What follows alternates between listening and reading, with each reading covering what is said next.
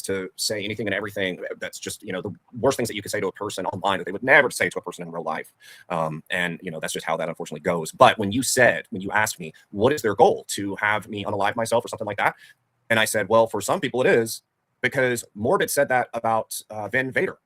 He said that he wanted him, and I've played this before, I played the audio, but he said that we want you to, I'm not going to say his exact words, but, you know, he said, we want you to unalive yourself, you know, stuff like that. And it was all a retaliation of this guy playing and documenting and highlighting Morbid.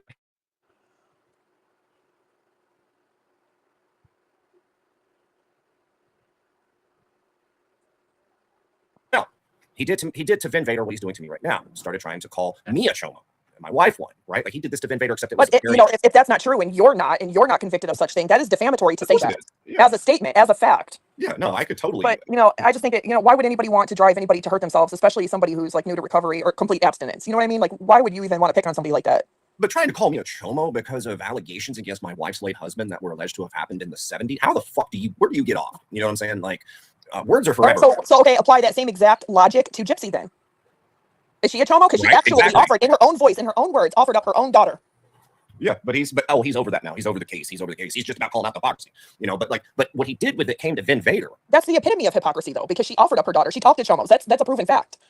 Yes, exactly, proven fact. I'm not sure what you mean, Maria. Am I going to sew him? Going to sew him? No, I don't plan on stitching him. I'm not sure what that means. She means sue. I'm not sure what that comment means. Anyways, but you know what he said about Vin Vader when he, dude doesn't, like, he really doesn't have any chill. He does not have any chill when it comes